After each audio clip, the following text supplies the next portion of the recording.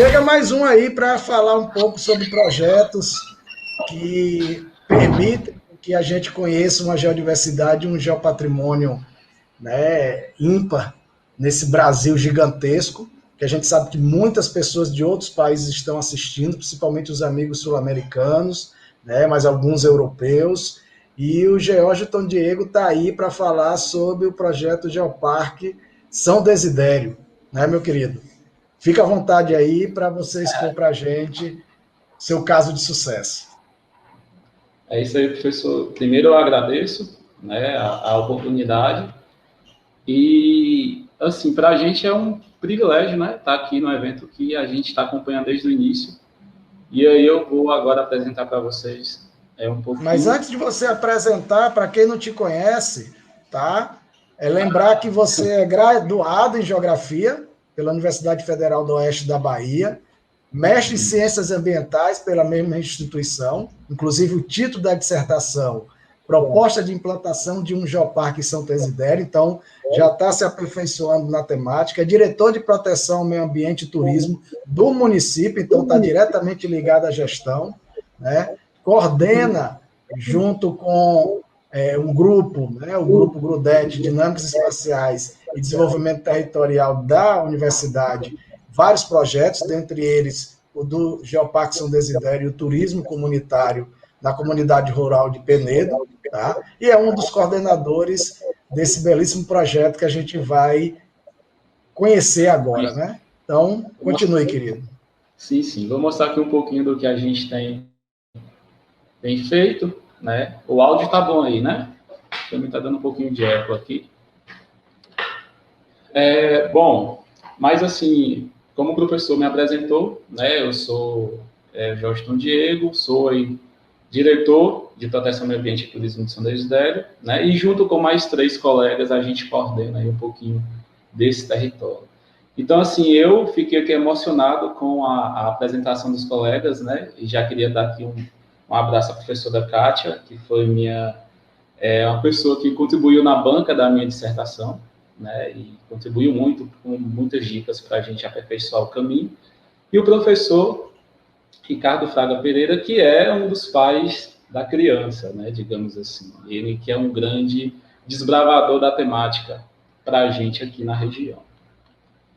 E aí eu vou apresentar um pouquinho, né, desse território, né, aí como a gente da geografia, a gente fala muito dessas categorias espaciais, né, e falar um pouquinho da localização, né, do contexto. Nós somos, eu acredito até que mediante as outras apresentações que a gente viu aí dos colegas, que foram belíssimas, por sinal, né, os projetos muito bons, talvez nós sejamos aí o mais jovem dentro desses projetos, né? A gente tem 2 anos, vai completar 2 anos agora em outubro, basicamente, de efetividade de debate do grupo. E eu preferi não sobrecarregar aí o trabalho com muito texto, né? Eu preferi mostrar algumas imagens, né, do cenário do território de São Desidério, pelo menos um pouco, né? E aí vamos nos localizar, né? São Desidério está no oeste da Bahia, é o 2º maior município do estado. Eu vou arredondar aqui em tamanho, né? Porque são 14, alguma coisa, mas nós temos aí arredondando 15 mil quilômetros quadrados. Então, quando a gente foi fazer a metodologia de territorialidade do Geoparque, aonde tinha esses geossítios, né? A gente conseguiu pensar no território do município como um todo, que para a gente, de início, né, já é um grande desafio. Tem muito ainda o que inventariar no sentido do patrimônio geológico, geomorfológico, mas, por hora, o grupo acha mais interessante trabalhar com o que já se tem de concreto e depois, aos poucos, ir expandindo diante da experiência que se vai conquistando, né? Na verdade, junto com o professor Ricardo Pereira, né, e o meu orientador, Paulo Baqueiro, a gente fez aí a inventariação de 14 geossítios, mas 3 estão fora do território do município, né? E aí a gente ainda não ponderou muito bem essa situação, mas é algo que a gente vai ter que pensar. E aí eu coloco aí no cantinho aí da margem inferior, né, da direita, né, uma mancha azul, que é onde nós temos a concentração dos geossítios, né, que é uma área aí que nós vamos ter, basicamente, o relevo kárstico, que é, na verdade, o grande chamativo do turismo tímido que acontece em São Desidério, né, porque tem um potencial, mas é um turismo que ainda precisa de mais aparato, de estrutura, mas há situações aí ímpar, né, como o sumidouro do João Baio, que é uma situação totalmente complexa do rio subterrâneo que nós temos aqui, que é o João Rodrigues, né, que para a gente já é um patrimônio hidrogeológico aí. É um dos municípios que mais tem rios no estado, né, nós temos aí, em média, 24 rios, né, perenes, e nós temos aí também a nascente do maior rio da margem esquerda do São Francisco, que é o Rio Grande. E aí eu trouxe para vocês um pouquinho só o contexto do que nós fizemos para dar um pouco de embasamento, né? Como a gente sabe que todo projeto de geoparque se inicia com sua inventariação básica, e aí nós temos esses 11 geossítios no território, sendo que o sumidouro do João Baio, ele é o geossítio que mais sobressaiu no sentido de ser internacional, né? Dentro dos critérios da inventariação no geossítio, na plataforma da CPRM que nós fizemos. E aí a gente agora vai só mostrar rapidamente para vocês entenderem que nós temos essas considerações aí. E aí, como é que esse território, né? E aí eu coloquei algumas imagens desses geossítios, né? Como é que esse território ele é muito diverso, né? Como eu falei, aqui estamos centrados basicamente na região do Carche, né? Mas sabemos que nós temos as áreas de vereda lá para cima, as áreas de nascente, tem outras questões do próprio Urucuia, né, da formação do grupo Urucuia, que a gente também tenta dar um certo dimensionamento. E aí, primeiro eu vou mostrar para vocês um pouquinho ali, a parte da esquerda, lá no superior, né, o Poço do Surubim, que é o último ponto de ressurgência desse rio, né, que é subterrâneo. Temos o Cânion da Beleza, que ele foi construído de dentro para fora, né, que também foi o rio que ajudou a escavar, né, o rio João Rodrigues. Temos também uma grande quantidade de cavernícola, né, dentro do SECAV. Nós temos basicamente aí em média, quase 200 e poucas cavernas já registradas, catalogadas, né, dentro desse mar, que novas cavernas, novas feições cavernícolas estão sendo exploradas. Nós temos um turismo científico muito intenso por causa disso, principalmente espeleológico, né? Há registro de cinematólitos aí dentro de algumas das feições, mas nada que ainda, né, a gente tem estudos específicos. É uma região que a própria Universidade Federal do Oeste da Bahia ela estuda bastante, né? Principalmente no sentido da geologia e geografia, que são os dois cursos que mais se debruçam sobre a área. Partindo aí dessa feição cavernícola que tem a pessoa de vermelho, né? Nós temos aí o sumidouro do João Baio. No sumidouro do João Baio, nós temos aí uma situação interessante, né? Nós temos um sifão que funciona como uma espécie de descarga que ele vai fazendo com que uma coluna de ar vai arremessando a água, né, para o seu ponto de ressurgência aí, né, basicamente uma nascente. Só que aí o que acontece é que nós temos um padrão, né, no intervalo, antigamente era de 5 minutos, mas agora está variando um pouco mais para menos, né, são 3 minutos. Essa água ela sobe exponencialmente e depois ela desce. Então esse processo é continuado. Esse é o geossítio. Não sei se vocês estão vendo, eu vou até pôr aqui a setinha para vocês acompanharem, não sei se dá para perceber aí, né, o cursor, mas esse aqui é o geossítio de valor internacional. Nós temos o aspecto também dos geossítios no sentido arqueológico, né? Provavelmente o grupo pré-cambralino que tinha aqui a respeito dessas questões mais ligadas às tribos indígenas e algumas outras tribos, né, e até mesmo homens de tribos mais pré-históricas, geralmente são os que estão conexão, né, a Serra da Capivara. Então, existem vários estudos, né? São urnas funerárias e tudo mais. Inclusive, alguns desses objetos, né, estiveram no Museu Nacional, né, que se incendiou. Infelizmente, a gente perdeu alguns registros de São Desidério. E uma das ações com pauta nisso, que a gente tenta conversar com a gestão local, é a possibilidade da gente pensar um centro de inventariação, que poderia ser a sede do próprio Geoparque, né? Junto com a gestão, a gente poderia administrar e criar essas políticas. Então, há conversas nessa linha. A gente está sistematizando melhor, mas provavelmente a gente vai conseguir, sim. Se caso a gente não conseguir um casarão antigo, um projeto, né, que a gente consiga colocar um museu criado a partir de rochas calcárias, dentro de um terreno doado, né, um espaço público. Então, a gente está tentando já criar até o projeto para essa construção. E ao lado da pintura rupestre, aí, o que parece ser um lago, mas na verdade é um fluxo superficial parado da água, né? Nós temos aí o Parque Municipal da Lagoa Azul, que vai nos salientar que é um parque de unidade de conservação integral, de mais ou menos, em média, 9, 10 hectares, e é uma unidade de conservação e é um geossítio inventariado, né? Ele também chegou ali dentro dos padrões próximos de ser um geossítio de nível internacional. E é a menina dos olhos, né, do município, porque é muito conhecido regionalmente e é onde nós temos o maior fluxo turístico, né? E embaixo nós temos aí uma visão, né, de uma abertura também cavernícola que a gente adentra aí. Só vale salientar que a gente tem uma discussão, talvez eu esteja aqui antecipando para os próximos slides, mas nós temos algumas discussões aqui dentro do grupo, que é o seguinte: nós queremos fazer os painéis interpretativos, nós estamos em fase de elaboração e a gente vai passar o projeto para a gestão também, né, e para a Universidade Federal, para a gente fazer de maneira compartilhada essas informações. A gente sabe que o processo também de geoeducação envolve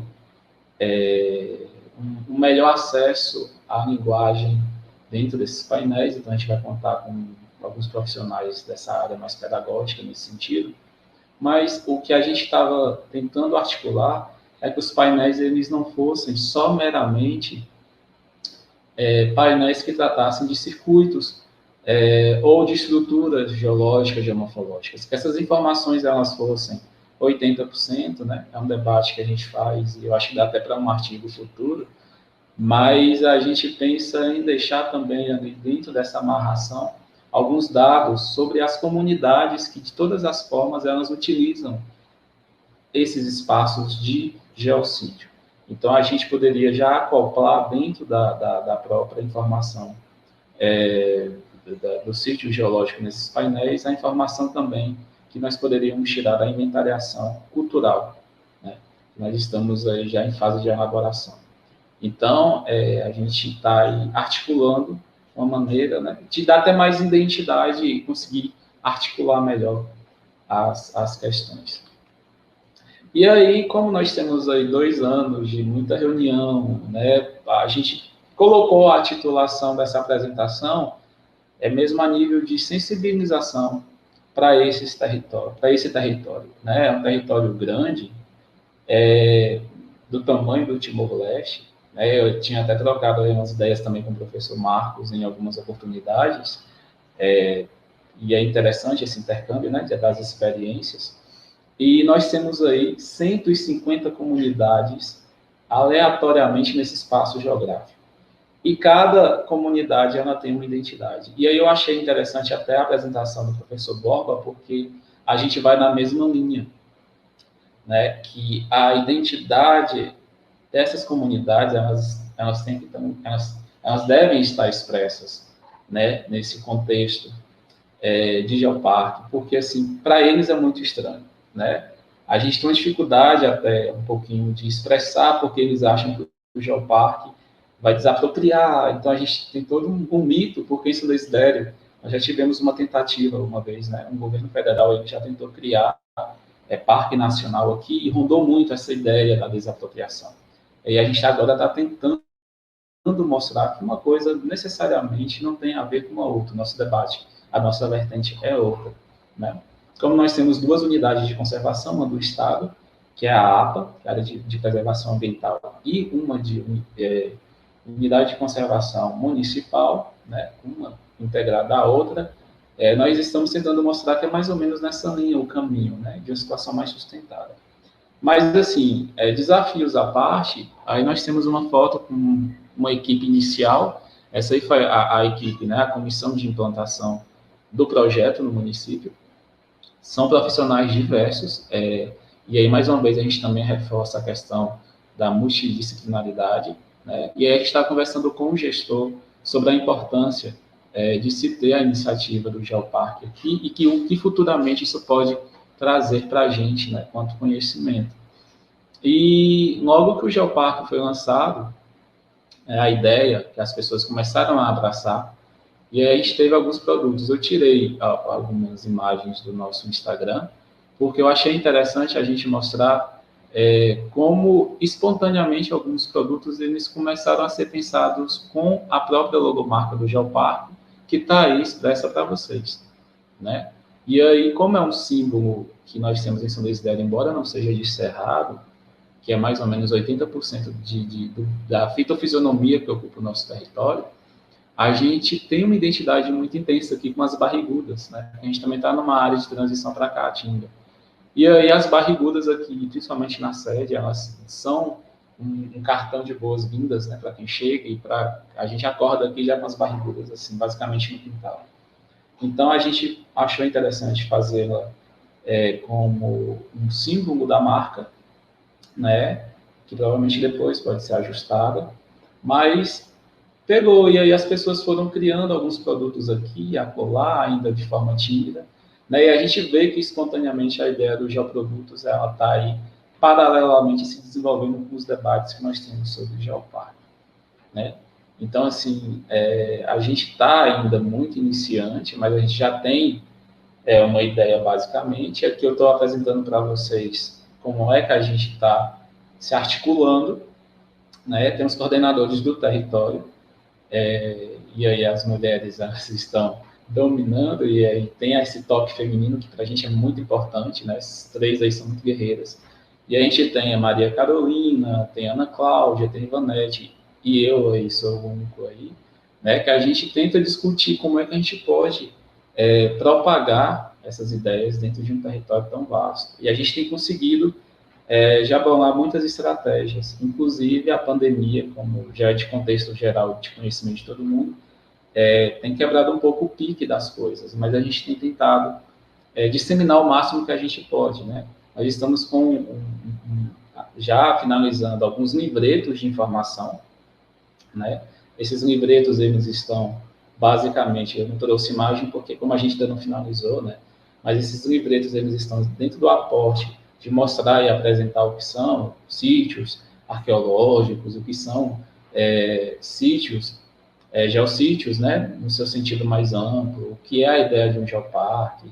E aí vai trazendo os segmentos, o cultural, né, essa identidade, a parte da geoeducação, que também já é uma prática constante, e que o município já tem políticas prontas para isso, né, que a gente está acoplando as ideias. E aí a gente não tem ainda uma comissão ou um grupo científico de fato, né? O nosso modelo de operação é no formato de associação, que nós chamamos de AGEG, né, que é a Associação do Geoparque de São Desidério. Mas nós temos aí 3 professores que são consultores. Eu vou fazer uma ressalva que a gente também sempre conta com o professor Ricardo Pereira, né? Sempre que a gente dá aqui um pedido de socorro, ele ajuda, né? Eu sei que ele está se dividindo entre alguns outros projetos também no estado da Bahia, mas a gente tem conversado na medida do possível e sempre foi uma pessoa muito disposta. Mas aí nós temos o professor Paulo Baqueiro, né, que é da Geografia, que é o líder do GRUDET, que é o Grupo de Estudos Territoriais Espaciais aqui do Oeste. O professor Evanildo, que também é da Geografia, mas é mais ligado à área cultural. E a professora Fernanda Libório, que é da Arqueologia. Né? Conseguimos também colocar um pouquinho da coordenação de marketing dentro do processo, a gente achou interessante, né? A gente está fechando um planejamento de marketing também, principalmente agora para o primeiro semestre de 2021, que a gente já está planejando novas ações. E aí nós temos o Iago, que é biólogo, o Rodrigo, que é administrador, e a coordenação de divulgação, que é mais ou menos assim, as meninas que filtram um pouquinho a nossa linguagem, né? As fotografias que nós tiramos desse território, que é a Ana Lúcia, que é jornalista, e a Jaqueline também, que é jornalista. Então, nós temos aí um espaço diverso, né? E aí a gente está tentando se ajustar dentro dessas perspectivas todas aí. E aí a gente conseguiu montar o primeiro curso, né, com apoio da Secretaria de Meio Ambiente e Turismo, né, da UFOB, que foi quem está emitindo os certificados, e a gente, né, que intermediou o processo. Então, foi um curso riquíssimo, a gente ficou aí um tempo, o professor Marcos Nascimento, inclusive, foi um dos palestrantes do último dia, né, que encerrou com chave de ouro, junto com o professor Ricardo. A gente teve o professor Arthur Sá, o professor Paulo Baqueiro, né.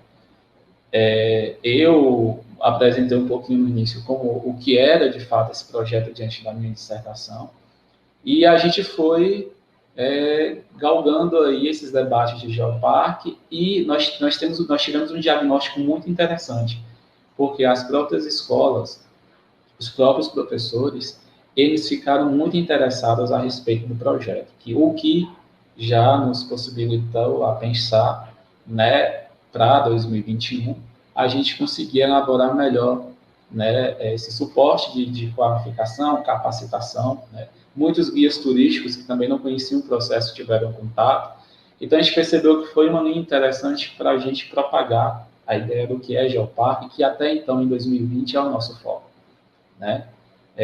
Tentar mostrar essa riqueza do conceito e tentar mostrar a amplitude que esse conceito tem dentro de suas variáveis condições, aspectos e segmentos, né?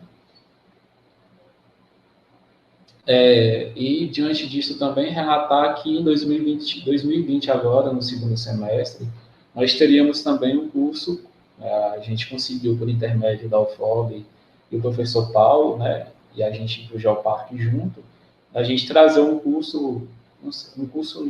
simpósio, basicamente, internacional, junto com o consulado francês, que a gente iria trazer a professora Maria Barbas, da Universidade de Paris, né, que ela também é cátedra da Unesco, e aí ela iria trazer um debate, né, e a gente também ia trazer mais alguns especialistas do Brasil para fazer o nosso primeiro workshop, digamos assim, né. A gente ainda não conseguiu ainda dialogar muito, porque com o efeito da pandemia, a gente teve que adiar o evento e jogar lá para o final do primeiro semestre de 2021. Mas provavelmente ele vai acontecer, e eu já aproveito para convidá-los e se preparar para as informações que a gente for lançar futuramente sobre, né? E, lógico, que sempre também com apoio da gestão local. E o nosso passo agora é o seguinte: nós já temos toda a base de condição da inventariação local, no que se refere à situação geológica, geomorfológica, né? A gente ainda vai fazer de forma mais processuada, mas calmamente, porque a nossa prioridade agora é fazer a gestão, pensar na gestão dos espaços que nós já temos em mãos.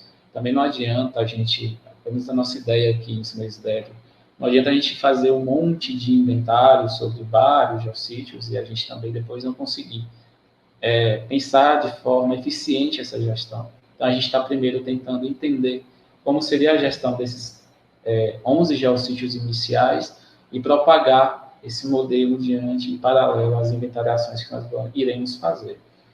E aí, a gente agora está se preparando, semana que vem, para fazer de forma vagarosa e constante o inventário cultural, né? E aí eu trouxe uma série de imagens para vocês verem, que São Desidério é riquíssimo, como modéstia à parte, né? O Nordeste, ele é incrivelmente rico na identidade, ele expressa muito, não estou dizendo que as outras regiões do país não sejam, mas, assim, a gente tem uma uma característica mais junina, mais do religioso, que às vezes até já interpolou, já passou da expressão do que é religioso e se tornou realmente cultural. Né? Aí a gente tem na primeira imagem a foto do terno das ciganas, né? Nós temos muita relação das comunidades com os rios. A gente já constatou que mais ou menos 40% das comunidades são ribeirinhas, né? A expressão dos sítios arqueológicos, a gente também já percebeu a descendência ou ascendência da questão indígena nessas comunidades, né? A gente também provavelmente tem comunidade quilombola, então tudo está sendo muito investigado junto com a UFOB. Os frutos de cerrado que nós temos aqui, certo? E aí eu vou só dizer que esses frutos de cerrado a gente já pensa em rotas, né, que futuramente a gente pode jogar as pessoas para fazerem a rota do Piqui, a rota do Caju, são rotas estacionais, pensando no geoturismo, mas pensando no geoturismo conciliado com o turismo comunitário. A gente tenta fazer uma mescla dessas questões, porque no entorno dos geossítios nós temos 3 ou 4 comunidades, né? Então não tem como a gente pensar em um geoturismo, pelo menos na nossa condição, um geoturismo que ele esteja solto do debate desse turismo comunitário. Então, a gente está tentando criar aqui um modelo mais casado desses 2 segmentos, né? Então, assim, primeiro sensibiliza essa comunidade, depois traz essa condição do geoturismo, porque a gente quer que os guias nasçam dessas próprias comunidades. E aí nós temos também a expressão culinária, né? E aí a gente tem também estudado um pouquinho sobre esse geofood, a forma da produção, né?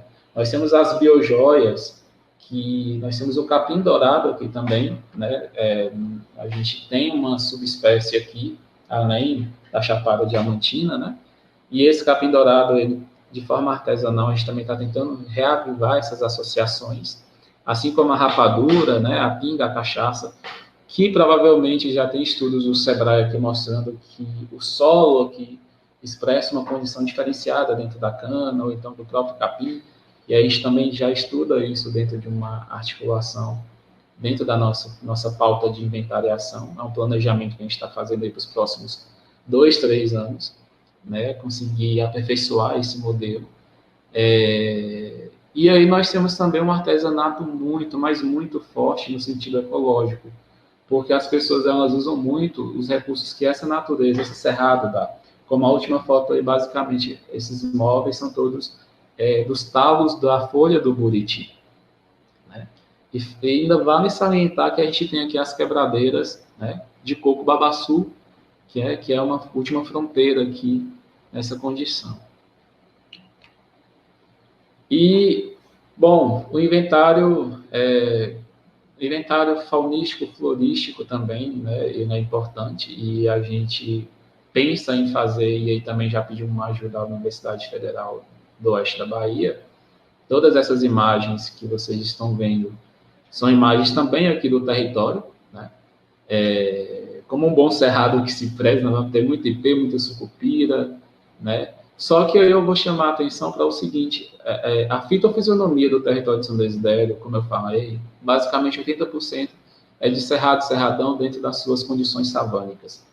Mas nós temos aí também, dentro do circuito do Urucuia, perdão, do Bambuí, né, que é onde nós temos o relevo kárstico, nós temos também uma transição muito intensa para a caatinga, e nós temos também mata semidecidual, e algumas vegetações esporadicamente de espécimes que a gente sabe que só ocorrem na Amazônia, também já foram catalogadas aqui, e também algumas ilhas pequenas de Mata Atlântica, né, que é muito mais expressivo também num município vizinho aqui.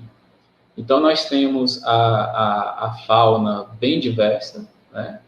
Geralmente é uma fauna mais de transição. Nós também temos o mocó, não é só lá para cima, né? Porque ele gosta muito desse ambiente kárstico.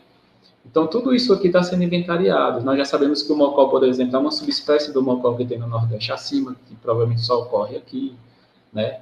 Eu coloquei aí um livrinho próximo aí dessa jiboia arco-íris, que também é uma espécie rara de jiboia, mas aqui tem,